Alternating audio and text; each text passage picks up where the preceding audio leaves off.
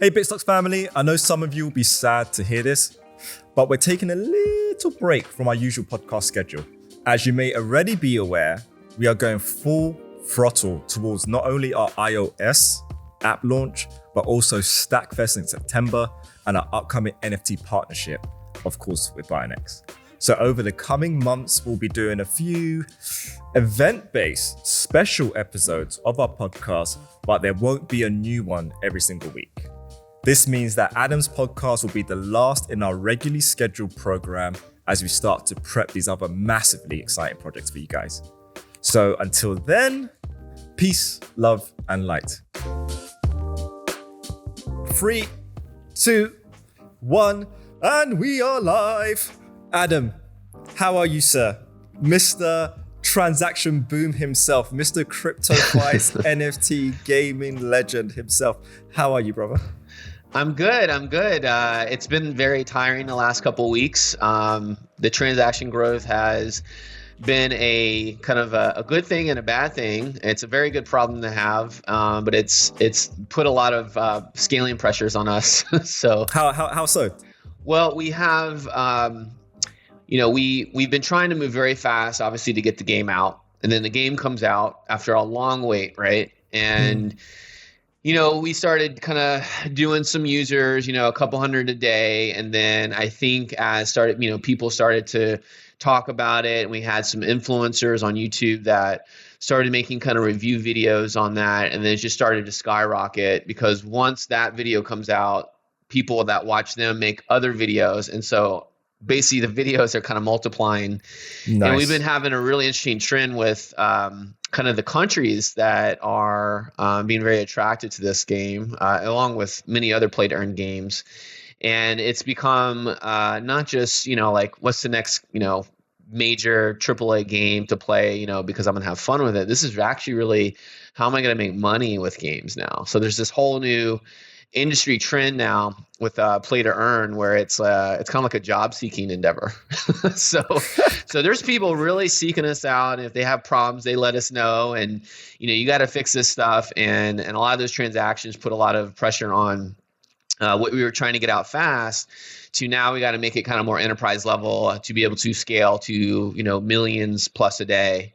And so it's a good problem, but it's put a lot of pressure on the team to, get this done yesterday. Yeah. And how it's all on Run, right? Yeah. Mm-hmm. And how's that been performing for you? It's been pretty good. I mean, that's typically left to David Case's side, but I have not heard any complaints with that. The team at Run has been very helpful for everything that we've needed. So I have no complaints in that department. So what jurisdictions are taken to, or which ones surprised you that they're taken to? Well, I've been watching Axie Infinity, and if you haven't heard of it, it's kind of the leading play to earn game that's kind of taken the world by storm, so to speak. They came out. I mean, they've been around for years. I actually remember, I think they started right around when we started building Cryptofights, and they've been out. They're kind of a web-based game where you can do, you have the Axies, and then you can go and fight with them, and then you can sell them and you breed them. And so it has kind of like a little bit of CryptoKitties to it. Okay. But anyways, they were doing their thing for a couple of years, and then probably earlier this year, they just exploded. From the numbers that I saw, they were doing, 40,000 daily active users a day to now they're probably 500,000 and growing. I mean, they've just exponentially been growing over the last, basically this year. And one of their big countries is the Philippines. And if you actually start watching some of the interviews, is that, a lot of these, one of those countries, Philippines, has a lot of economic issues. And the people that are out of work and can't find a job or whatnot, they're actually starting to look at these types of games. These play to earn games is where it's actually a more profitable thing to do than getting a job in their local economy. I mean, as funny as that sounds, right? And so they've been doing that. Well, Axie had all this major growth, and they ended up having scalability issues again, right? So they go down a little bit, and then people are like, crap, I can't make any money. So they start looking around and looking at what else is out there, and we happen to be one of those. And so we were a good benefit of that, and we've gotten a lot of users, and our organic growth is just skyrocketing right now. And that's putting a lot of pressure on obviously everything that we're doing. And I mean, we just got started. I mean, we've been out for just over a month. I mean, we're under 2 months now. So yeah, it's been a really good problem to have. It's what I've been hoping to have for a long time. And we have a new like single player campaign coming out to I kind of look at it, it's like a theme park with one ride right now. You have your single player campaign and you hit PvP, but it's kind of small and it's only level 7, and people want to keep leveling up and they want to keep playing new PvP arenas and whatnot. And we got to deliver that to them. So, the fire's under our butt right now to make sure that they get everything, Run us through the basics. All right. So the core of the game, how does it work? What's the motive behind it? What's the incentive to play? Like, why are people playing for money? Just take us through the basics. So what is Cryptofights on the basics? Sure. Yeah. So it's a 1v1 strategy fighting game, and we based it heavily off of the Dungeons and Dragons dice mechanics. So when you actually go through for the first time, you're going to create your character, and you're going to have currently 3 different races to choose from, and we hope to add more in the future. And then each race kind of has these differences, such as, for example, the elves have an initiative bonus. And what that means is you roll a dice basically to see who goes first. And the elves get a bonus to that, so they're more likely to go first. Mm-hmm. The dwarves have basically extra damage mitigation, so they can take more damage and kind of subtract some of that. And then you have the humans, which kind of have an all-around +1 to their ability score. So each of these builds kind of has their pluses and minuses depending on how you want to kind of configure your fighter. Like, is it an assassin? Is it a tanky character, or is it a mage? And as we add more races, we'll add more dynamics there. And then on the next stage, you basically customize your character. What hair color, skin color, beard style, beard color, clothes color, all that stuff. And you actually have your own custom fighter. And then after and then you name your fighter and all that, and then you hit submit, and you actually are creating this fighter as an NFT on Bitcoin SV for free. And so that's kind of one of the more unique things, is that a lot of these other games, there's typically on the layer 1 issues, they have to pay for that, and there's gas fees and all that. So there's definitely a friction point for a lot of users, and there's not with ours. After you get that character, though, and you can then go through our first dungeon campaign, which is like a forest dungeon. And you go through and you play different boss characters. And if you win, you actually get an NFT drop. And this is all for free still. Mm-hmm. And so you can start to build up your weapons arsenal or your accessories or your armor, and start to actually equip your fighter to get ready for PvP. And so once you beat the last boss, then you get to level 7, and then we unlock the battle portal where you can go into PvP. And that's where you'll pay, right, currently it's about 12 cents worth of BSV to get in. You fight with someone else, and then the winner takes the pot minus a small fee for our side. And so you're actually able to, if you go to the leaderboard, you can actually start seeing people are actually making like real money. No, I checked. It's like $200 top of the leaderboard, right? Yeah. I mean, and that's with 12 cents. I mean, it's a lot of playing. But as we add higher level PvP arenas, it's actually going to start getting a lot more interesting. So yeah, that's what I was going to say, because when I looked at $200 at the top person, I didn't realize that you're only staking 12 cents. Yeah. Right. Yeah. So that person's been banging it out. Yeah. That's a lot and that's kind of the skill base of this, is that there's a lot of I wouldn't say it's really heavy math, but you really have to understand the dynamics of how all the skills and the traits work. For example, we have a focus skill, and a lot of people that are first starting out just think that it's going to give them something when they click it. But you actually have to really understand how it works, is that it actually doubles your intelligence score, or your bonus modifier. So if you have a +1, you get a +2 when you click that. But some people will have a -1 because they didn't put any points into intelligence. So they'll actually make it worse. And so there's kind of things like that. Or if they want to get higher evasion, they have to do they get ethereal, or do they get, I think it's sticky, where I can't remember the name of it, but it's basically a +2 on evasion. And they have all these different kind of paths that they can take to kind of configure their play style.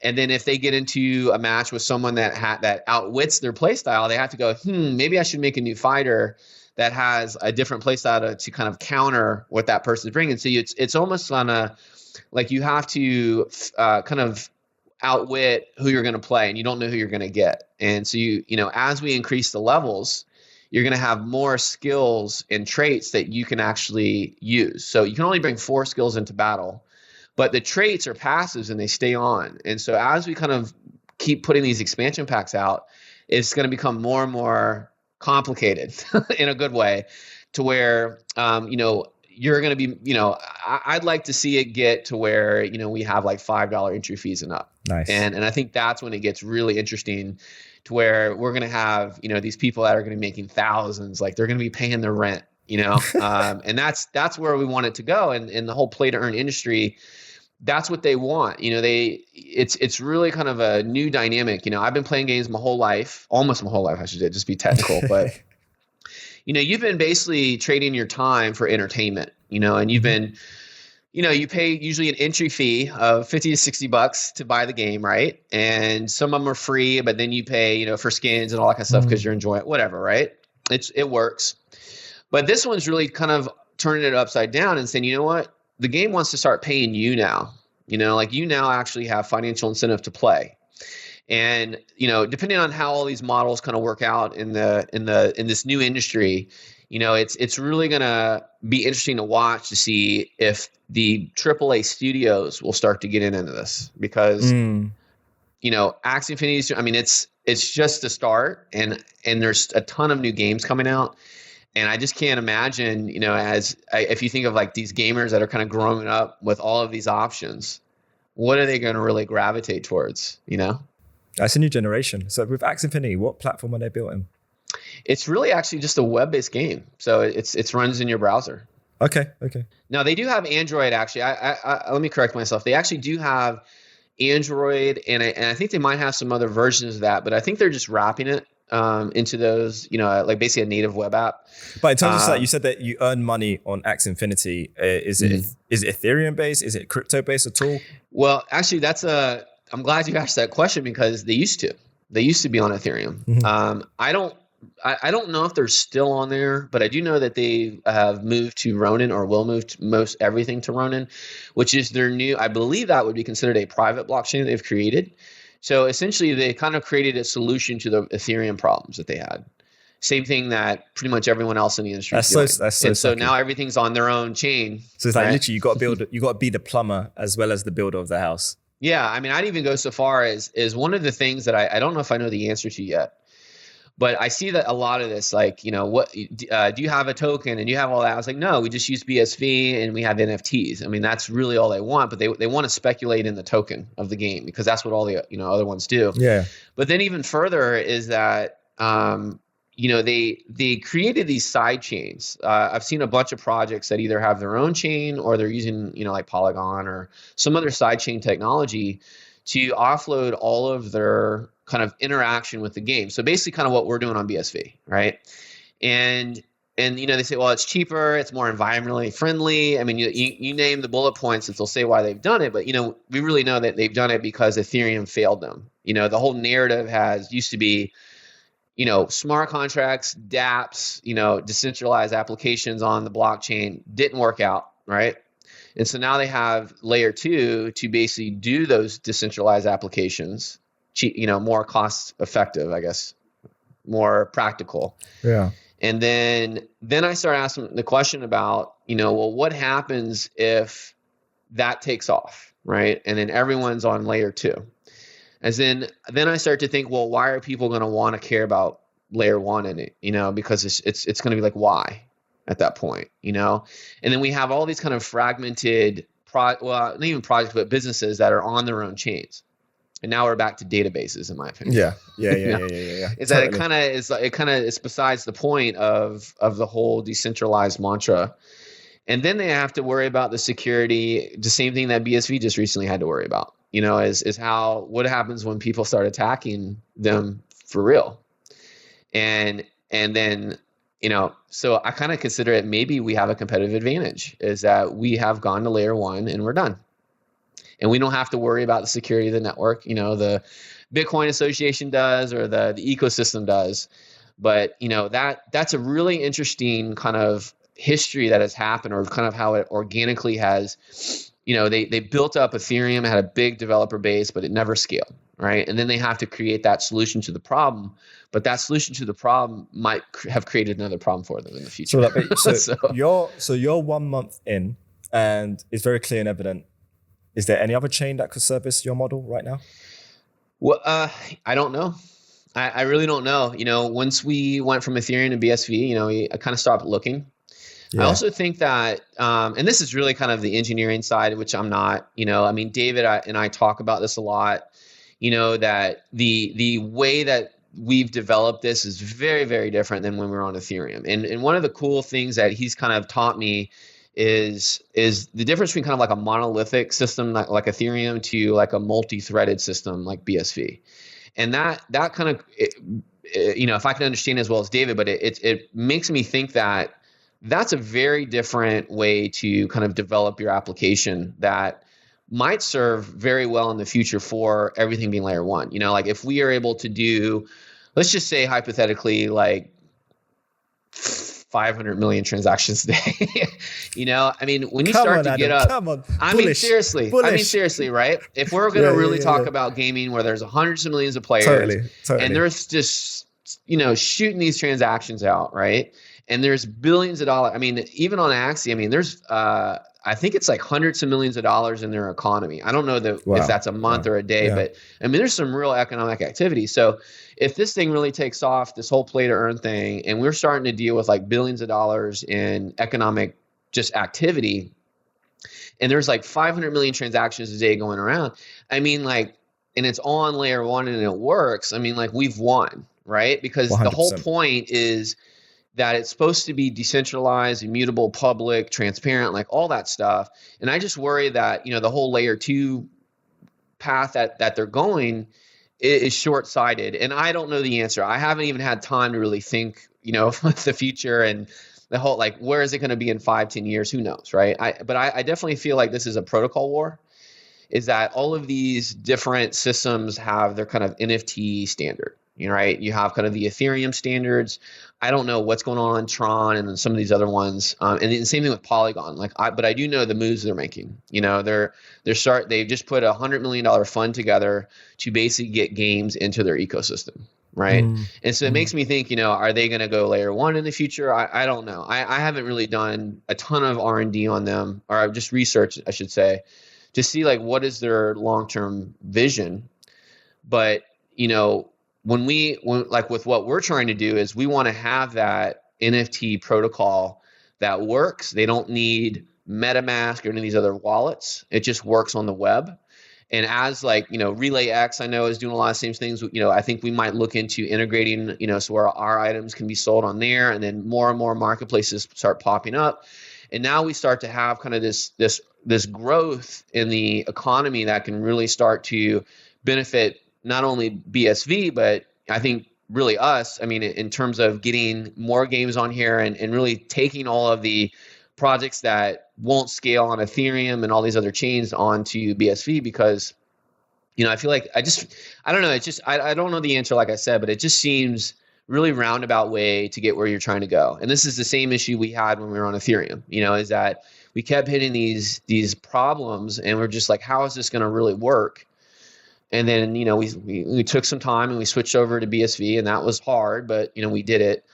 And now we're, just kind of looking at what's going on, and it's just like getting super hot right now. And, the next couple of years are going to be really interesting to see, because I think the opportunity for BSV, and I've talked to some of these games, they're looking for solutions, to a lot of these problems. And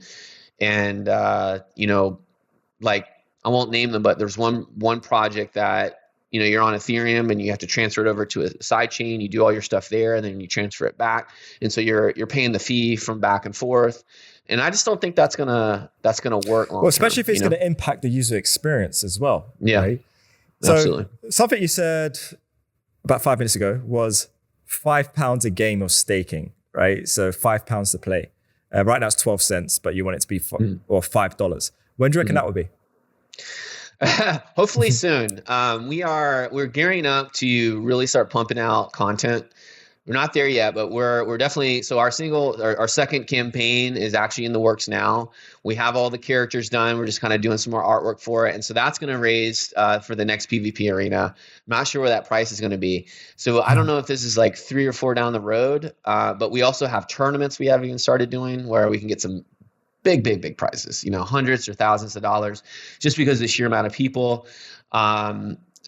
I would say conservatively probably early next year, but it might be sooner than that. It might be sooner than that. I don't know. I don't want to say something and then people watch this 6 months from now. It's not there.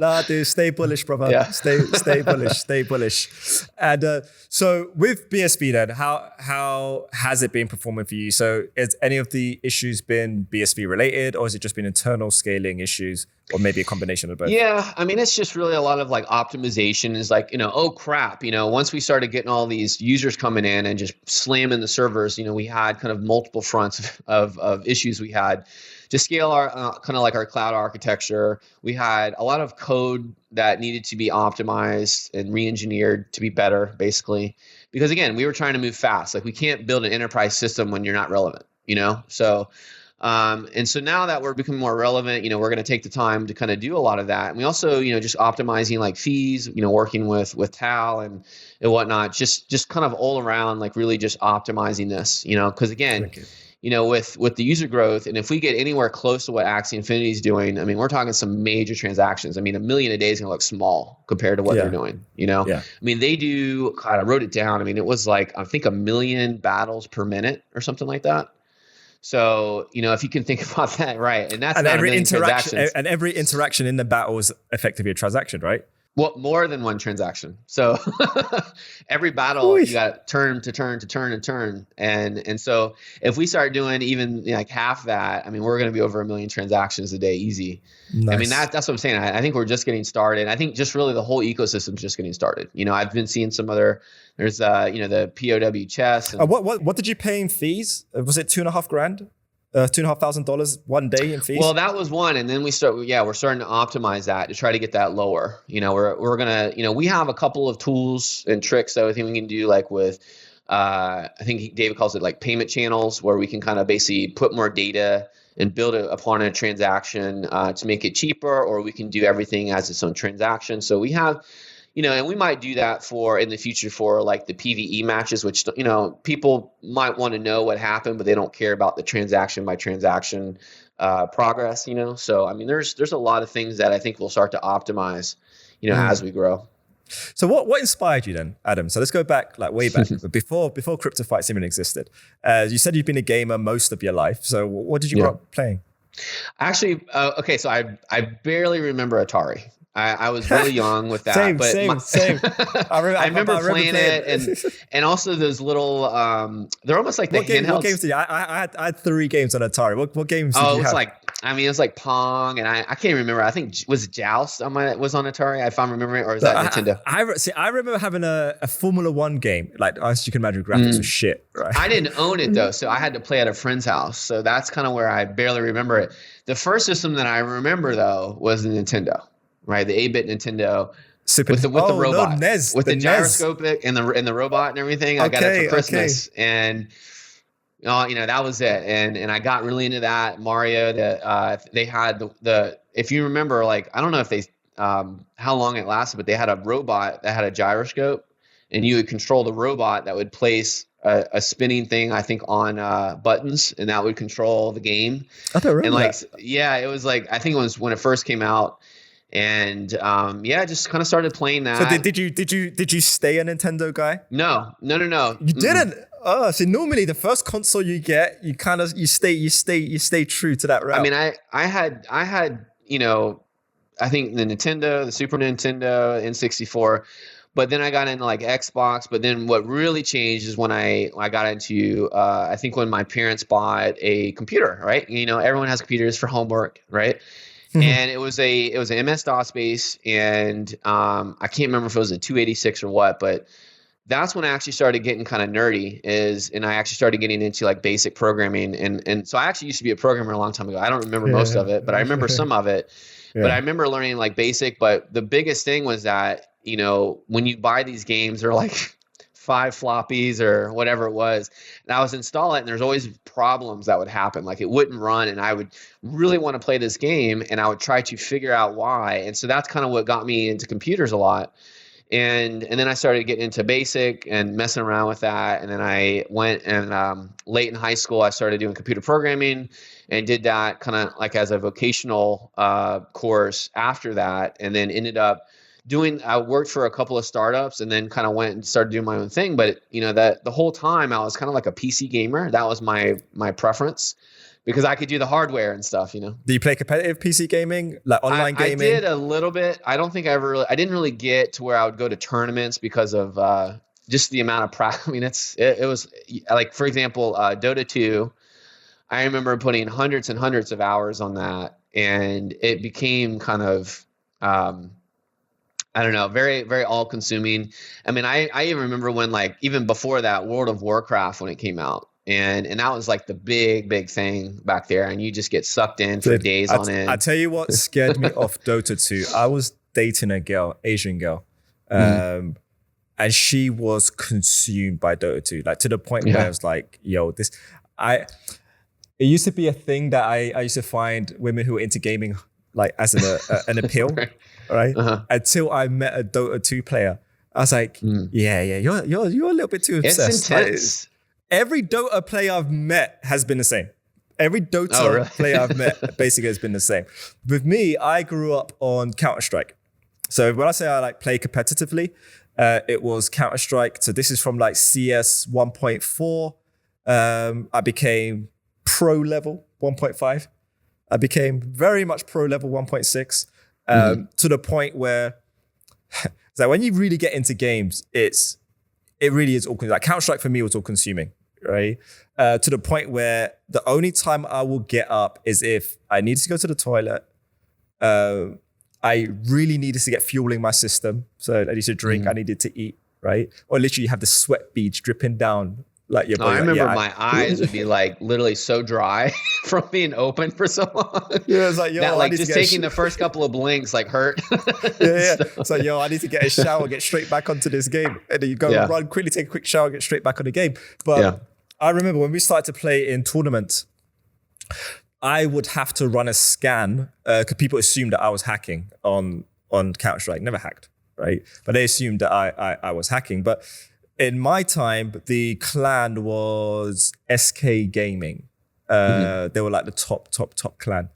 And like these boys, I aspired to get up to that level. But I just done it for fun because my friend at the time, who actually works here now, funny enough, he was super into it. And we were just doing it competitively. It was fun. The clan matches were enough for me just for bragging rights.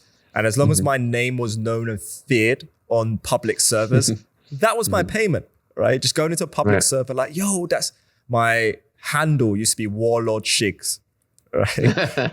that used to be our handle. So when people saw me jump into a public server like, yo, that's da-da-da-da-da, and that was my payment. But I wish I had the foresight to basically see where this was going because pretty much the same time that I was playing really competitive, I guess this is where you've got 100 Thieves, right? The guy who runs 100 Thieves Gaming, right? Nate, and all of these people, they were pretty much playing back then. Right. And obviously they stayed true to their passion. They saw that there would be, I guess they didn't really see there would be opportunity, but they continued and the opportunity came towards them. And now these guys are kings of esports. Yeah. I mean, for me, like I think when I was really into that was actually the arcade in the 90s with like Mortal Kombat and like Killer's Instinct. That's a more social way of doing it. Well, that's actually what I remember. Like for me, that was like real esports because you would actually be face to face with someone. And I was young and, in the town I was at, we were like, I think one of the best. And we would have like just lines in the arcade and people were like, cheering but sometimes we were just so good because we were literally like, I after even the arcade closed, I was playing like I knew everybody that worked there, and I met some of my best friends there, and we would just be so good that people would like push little kids when they got so mad at us and stuff. But that was like, they had little tournaments, and we played in those, and then when it went to kind of like the online stuff, I mean, I ended up playing a lot of the ranked modes and whatnot, but like I was saying, like you mentioned with your story about Dota 2, I mean, it was all consuming. So I ended up actually, my personality was really to try out a lot of the different games, So I went to League of Legends after that. And then Paragon, which I hated that they canceled that, was Epic's attempt at a new MOBA style. I really loved that one, and I got really into that. And I just I got into first person shooters and just kind of really did a lot of different games, but I never really focused on one for very, very long, because there's just always something new around the corner. Right. And that's kind of the problems from the games developer's perspective, is that there's always something new around the corner. And I would just love to just try everything out, all the different genres and whatnot. So never got up to where I would be invited, but I think the average age of the esports athletes is like going down. So yeah, definitely. So in terms of where you see Cryptofights going, what engine is it running on? We're using Unity. Okay. And is that going to stay the design language with Cryptofights, or do you see graphics improving later on down the line and being more advanced? Absolutely. So, in terms of graphics, we're actually we're originally looking at this as a mobile game. And when you develop a mobile game, you have a lot of hardware limitations and how far you can push things. So we kind of tried to make it low poly, but now we're starting to think people are playing on Windows, and if we release a Mac and then an iOS, so we basically have kind of all these different things, and we're going to have to make kind of profiles where this is a mobile device, let's and have kind of like high, medium, and low graphics that they can set.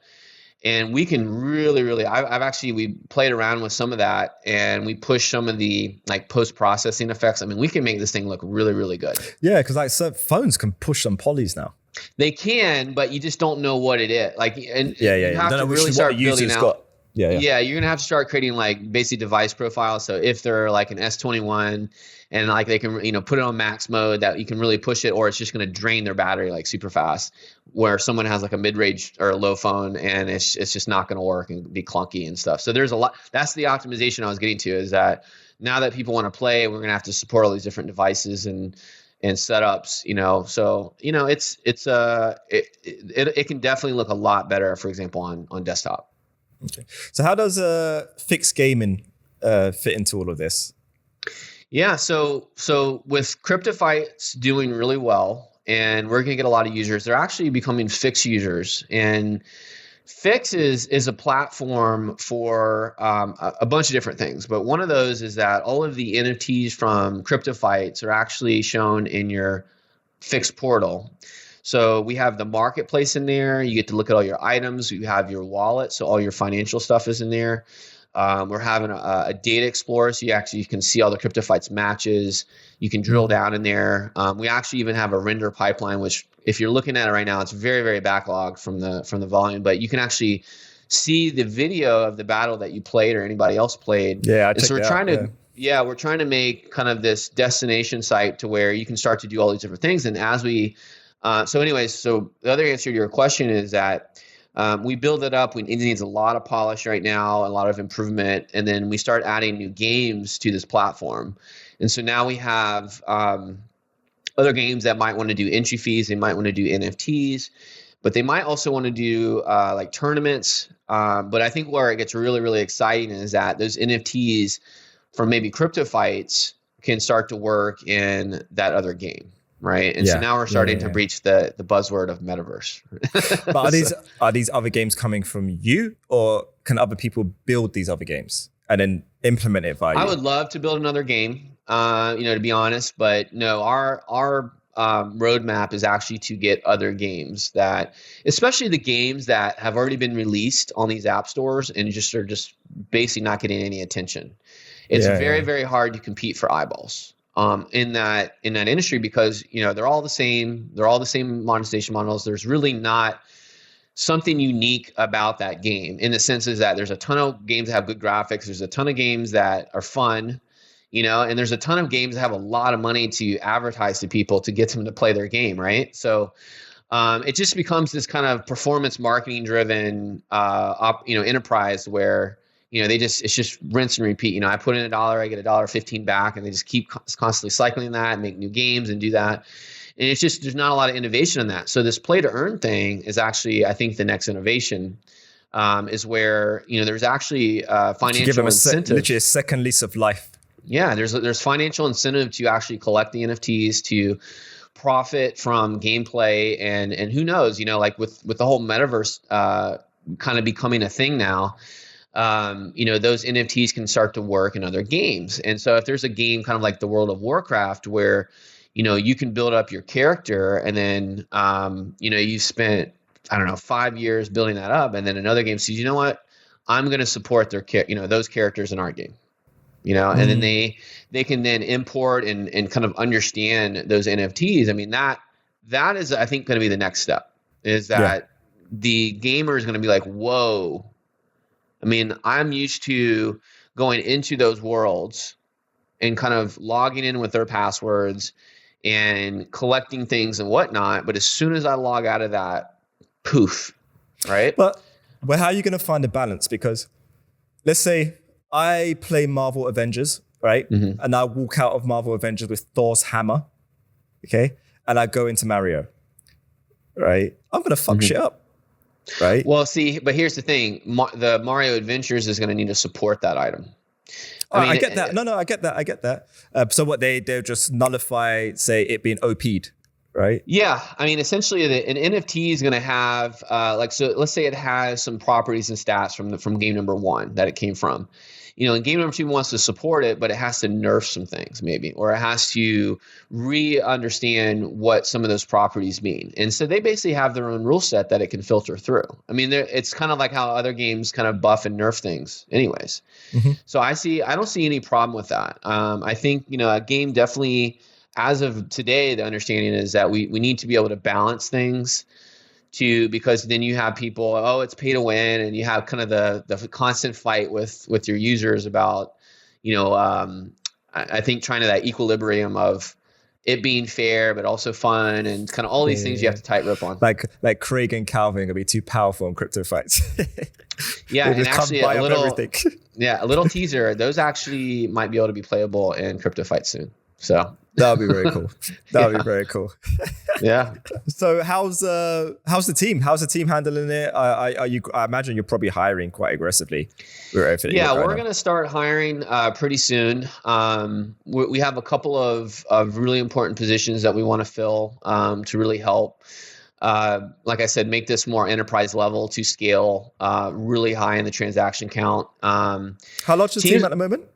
About 14 people right now. Okay. And that goes across like Unity developers to back-end team to product and like social media and a lot of that kind of stuff. So we definitely want to add more engineers and maybe some Unity devs depending on how things go. But the art team is kind of the next big step. Is we need a lot of content to start coming out, and like all the people that want NFTs, they want exciting things to be able to hold, very unique things, and making the game. I mean, we have so much more that we can do with Cryptofights. I mean, just so people understand, we did have a very fortunate opportunity to take what we were in like 2018 and make it really pretty. And now that it's pretty, it's not as pretty as we can go. And like, for example, one of the things that I'm excited about doing is motion capture, or mocap for short, is actually getting the suits on and making the animations, not necessarily me, but, having the ability to make animations really quickly and fluid and awesome for all of the kind of interactions in Cryptofights, and also more 3D things. I mean, we have some 2D like on our main map, like we want to turn it into kind of a 3D experience. Like when we add tournaments and all this new functionality in the game, we're going to have to kind of build upon that. So there's a lot further that we can go. And, if, like I said, Axie Infinity, and I mean, kudos to them. I mean, they are really paving the way. It's causing like a big inflection point for the market to say, this is something that is for real. Yeah. And now people have gotten the signal that this is a real thing, because all of us that were working since, several years ago, it was kind of like this really niche, it might work, it might not, but it wasn't even on the radar of like institutional money or just really the industry in general. And now all of a sudden this year hits, and you have all these new funds where there's veteran, game executives or just people in the industry think, you know what, this is the future, guys, because they finally have taken the time and actually look at this and see what it offers to gamers and just the capabilities and just the raw innovation that it can bring the industry that I think is kind of dead. No offense to VR, like I've played around with VR and it's cool, but like maybe it's because I'm older, but like I get motion sickness on some of these things. And I don't know if you tried that, but and also you don't really want to wear that thing for hours either. I'm a big VR fan, and the VR experience that I enjoy. I agree with you on the whole motion sickness stuff on certain headsets, especially certain games. Any game that involves me walking around, I don't like. Yeah, right. And I was actually researching buying a platform to prevent that issue. But then you're getting so invested into VR just to prevent like motion sickness. So for me, VR is amazing when you're racing. So when you're stationary, right? Yeah. I've got a simulator rig which does the whole drift action. You can feel the suspension travel, like the whole lot. You put a Valve Index on and you play Assetto Corsa Competizione on a top-end graphics card at 4K. Well, obviously Valve Index doesn't spit out 4K, but it is so immersive, Adam. Like it is the most immersive gaming experience I have ever had. And if you combine that with, say, your model, right? Esports and racing is massively massive. It's already taken off anyway, but it's so freaking immersive, dude. I can even get out of the car I can park up my car on the track. I can get out of my rig and I can look around the car. Right? It's just crazy. I played on, I have the Rift 1 and the 2, and I've played a lot of those, like the flight games. And I think that's actually the ones that work really well with it. Yeah, you're stationary, But all those other ones that are coming out, like they've had like the locomotion issues that you're talking about. I mean, I think, so maybe they're still trying to figure out that it's not going to be a replacement for like what we're used to with screens, but it will provide those kind of new experiences. And then 100%. AR is the other interesting thing is that I've never experienced AR, like with the actual glasses. So I'm wondering if that's going to be, really cool when that happens. But that I think is again going to be kind of something else. So again, I don't know the future. I think AR is definitely going to be, in my opinion, a mainstream take up. It's just so I can imagine how they're going to implement it with, say, Apple glasses. I'm just going to get all my notifications as I'm walking around and all my information as I'm walking around. It's just going to blend the digital and the physical seamlessly. But I agree with you on your comments on VR. Yeah, I wish it was better. I wish it was better. True. Adam Borah, it's been an absolute pleasure. It's been a pleasure to actually witness the success of Cryptofights. I actually remember meeting you in CoinGeek Canada, right? And actually speaking to you about Cryptofights, and to see what you guys are doing now on BSV. You guys literally are just mic dropping right now. Like you guys are the hot tamale right now, just mic dropping. And it really is a freaking pleasure to see. I appreciate that. I mean, it doesn't feel like that. I feel like, we're going to get even stronger. And then I think then it's going to be really cool because, one of the things that we didn't get to was if we're starting to do more transactions than like Ethereum and all these other blockchains, combined, then it really starts to challenge the narrative that they're pushing. So I think that's going to be real fun. One game in beta form. One game. I know. Right? I know. It's going to be really exciting. I'm looking forward to that day. Yeah, same, brother. Where is the best place for people to find you, Adam? To find me, you can. I guess you could. I actually don't like social media personally, so I don't typically have my own accounts on that, but. You can definitely follow our social media. We have Twitter, Facebook, Instagram, YouTube. If you go to fixgaming.com, you can check out that. We're actually about to launch a new website over there, or cryptofights.io, and as well as all the social media stuff there. So just follow us. I'm probably going to be speaking more, hopefully, in CoinGeek in the fall, where we're hitting 1 million transactions a day. We'll see. And you can just follow me that way. Adam, it's been an absolute pleasure, brother. Thank you for coming on to the podcast. And until the next time, as always, everyone, peace, love, and light. All the best. Hello, beautiful people. If you loved this podcast as much as I did, please make sure that you like, comment, subscribe, hit that bell notification button, and make sure that you get updates for all of our future releases.